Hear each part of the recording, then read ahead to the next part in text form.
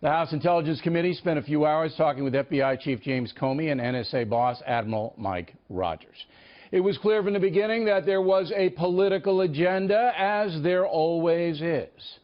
Republican congresspeople wanted to know about the leakers, people within government giving classified information to reporters. That was their top concern. On the Democratic side, it was the Obama tap, the allegation that President Trump tweeted out. At this point, after today's testimony, there's absolutely no evidence President Obama tapped the Trump Tower. But today, White House spokesman Sean Spicer said there will be more tap information forthcoming, especially about the General Flynn situation. Now, the fair thing here is to be fair, avoid speculation, but skepticism on this issue is warranted. In addition to the tap business, Democrats zeroed in on two former members of the Trump campaign, hoping to link them with the Russians. First was a man named Roger Stone, who worked for Mr. Trump for 2 months in 2015. He was a consultant. Second was Paul Manafort, who worked for the Trump campaign for approximately 5 months, but did have a powerful position as campaign chairman. Democrats insinuated that both men were involved in some kind of corrupt scheme, but the Admiral and Mr. Comey would not take the bait, saying the investigation is ongoing and they cannot comment. Both men deny any wrongdoing. Talking points will be surprised if anything comes of this Russian deal. However, that controversy is what drove President Trump to accuse President Obama. Mr. Trump is so infuriated that the media has obsessed on the alleged Russian connection that he lashed out, trying to create a firestorm over the Obama administration's surveillance history. Problem is, there's no evidence that anything happened to the Trump Tower. There is evidence that the Obama administration surveilled journalists and even the German chancellor, but that does not go to President Trump's point. The accusation that President Obama was actively involved in harming the Trump campaign has now harmed the president himself. He needs the American people to focus on the economy, the new health care proposal, border security, not alleged conspiracies. In the future, the president would be wise to embrace only facts in his pronouncements. The issue of leaks, of course, is of vital importance, but both Comey and Rogers acknowledged that today. It was instructive to see that no Democrat on the House committee really zeroed in on the leakers. Talking Points expects the FBI to find out not only who leaked stuff about General Flynn and the Russian ambassador, but also who violated the White House protocol by putting out the president's conversations with the Prime Minister of Australia and the President of Mexico. If the FBI cannot do that, cannot arrest the leakers, this country's in major trouble. Summing up, Republicans want to get away from the tap thing. Democrats continue to peddle the Russia-Trump campaign situation. That's a memo. Now for the top story reaction.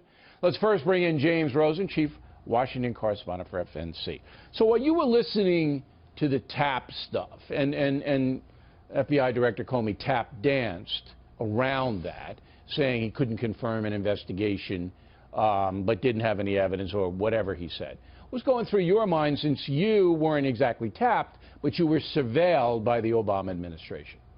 Well, good evening, Bill. Congressman Trey Gowdy of South Carolina posed a series of questions to the FBI director about whether reporters should enjoy an exemption from the laws that make it a felony to disseminate classified information. And I felt at that moment, without resort to conceit, I think, that the specter of James Rosen kind of hung over the hearing room. But beyond that, what we saw on display today, Bill, was the difficulty that lawmakers have in holding James Comey to a coherent, consistent standard in terms of what he discloses about the FBI's investigations and when. In part, this stemmed from the fact that the lawmakers are at a big disadvantage in terms of who holds the information, but in part it's because Director Comey seems at times to make up Comey's rules as Comey goes along. I'll give you an example. Now, he confirmed quite famously today, and this is what all the headlines are about, the existence of an investigation by the FBI in unusual circumstances and where he says it's in the public interest. And he confirmed today, with the authorization of the Department of Justice, that FBI agents are investigating potential coordination between the Trump campaign and the Russian government last year. But when it came to aspects of this story that are of equal public interest, but only potentially more damaging to President Trump's opponents, such as whether Obama aides improperly accessed the names of Americans swept up in foreign surveillance or whether they leaked classified material to the press, Comey's own criteria of unusual circumstances and public interest suddenly didn't apply, and he couldn't confirm whether FBI agents are also investigating these things. Bill. But didn't he do that with the approval of his boss, the Attorney General? Didn't he get permission to say, yeah, we're investigating the alleged Russian link? But he didn't get permission on the other side. I think that's what he would say. He told us that he had the special dispensation of the Department of Justice to confirm, yes, that they're exploring alleged coordination between the Trump campaign and the Russian government. He did not tell us that he sought any permission to confirm that he's also investigating. I don't know if that were asked, though, Rose. And if you were there, it would have been. But I didn't hear it asked. So, look, I'm not a Comey fan. I'm not. But I don't condemn him for what he did today. I think that he operated within the guidelines that he was given. As we know, Attorney General Jeff Sessions has recused himself, but the second in command is saying, okay, you can do this. But I don't know if he did that. Last word. There were other problems with Comey's testimony today. It was difficult to understand, for example, how and when the FBI arrived at the conclusion that the Kremlin was motivated by a desire to help Donald Trump's campaign, when the FBI had also concluded that the Russians were convinced, like most everyone else, that Hillary Clinton was going to win the election. In other words, how and when could the Kremlin have resolved to help the Trump campaign, as the FBI director maintains, when the Kremlin, by the FBI's own account, believed that the Trump campaign was a lost cause? Yeah, that was in August. Look, all of this stuff, I don't know if we're ever going to know about it, because, you know, these things drag on forever. But I'm glad you're not in prison, Rose, and that's the big takeaway tonight. You're still cooking. And back at you, Bill. But I think these leakers, they got to be arrested. And we're going to deal with whether the press should be arrested, too, with Britt Hume coming up. All right, let's bring in Catherine Harris right now, Fox News Chief Intelligence Correspondent. So what did you pick up? What was the most important thing you heard today from this testimony?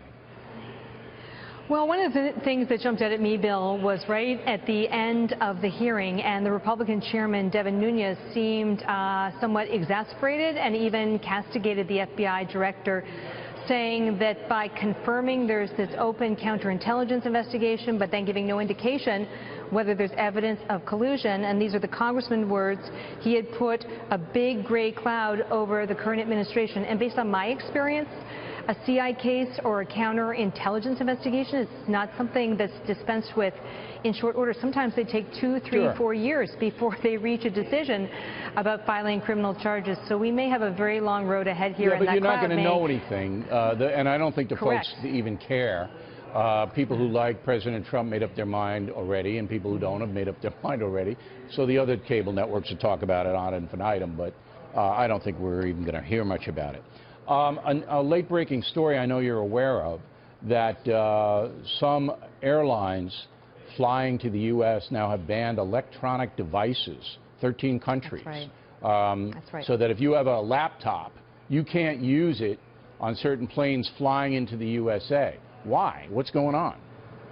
Well, based on our reporting, Bill, there's been a real uptick or spike in the threat reporting or the chatter in recent days and weeks, and this will apply to 13 countries flying into the United States, and it will also revive the liquids ban. My bottom line here is that Al-Qaeda is not dead. Al-Qaeda is the group that has really pioneered liquid explosives and had this singular focus on aviation. All right, so our intel people, and again, that's probably done by wiretap, picked up a lot of chatter about an impending attack, and so the airlines from 13 countries have not been named yet, right? We know Jordan's one of them. Jordan, that's correct. Jordan, and I think Saudi Arabia, as well. And there may be, some that are in the travel ban, but that's just me speculating here. We'll know shortly. Okay, thank you, Catherine. Now let's bring in Mike Emanuel, Fox News Chief Congressional Correspondent, who was at the Neil Gorsuch hearing today. Any headline come out of that? Well, Bill, good evening. The highlights seem to be at the end of the day when Neil Gorsuch made his opening statement. He talked about his career as a judge, his family, and people were able to hear his voice and hear his own words. Judge Gorsuch talked about some cynics seeing basically judges as politicians wearing robes. He rejected that. He said that that's not what a life in the law is all about. It seemed significant because this was at the end of the day. He got the last word at a time when critics are saying he's a friend of corporate America, and he sounded like someone who's committed to enforcing the Constitution, following the Constitution and the rule of law. Right. I talked to some senior Republicans after the hearing, and they felt like his opening statement would make it a lot harder for some Democrats to oppose him because he sounded quite reasonable and quite measured, Bill. All right, so he's going to have to stake out his turf as an independent jurist. And when you said at the end of the day, you literally meant at the end of the day. You weren't using that cliche, so I don't have to fine you, Emmanuel, and that's a good thing. I do believe that the Democratic Party is going to coalesce, and most of them will vote against him simply because he's not a liberal. Would I be wrong on that belief? No, you're probably right. They sounded quite irritated still about the outcome of the 2016 campaign. They also sounded irritated that Judge Merrick Garland, who was President Obama's nominee, never even got a hearing. I think if you played a drinking game, taking a drink every time they mentioned the name Merrick Garland, you would be quite drunk, perhaps passed out at this point. And California Democrat Dianne Feinstein, the top Democrat on the panel, said she saw it as her role to basically determine whether he was in the conservative mainstream or not, Bill. Well, maybe her role is to find out if he's an honest judge. Mike, thanks as always. We appreciate